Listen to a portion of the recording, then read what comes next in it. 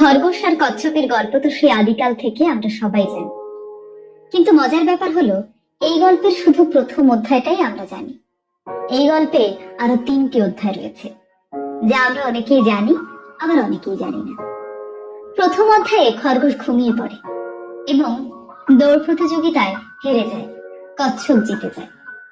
খরগোশ তার পরাজয়ের কারণ বিশ্লেষণ করে বুঝতে পারে তার পরাজয়ের একমাত্র কারণ হচ্ছে অতিরিক্ত আত্মবিশ্বাস।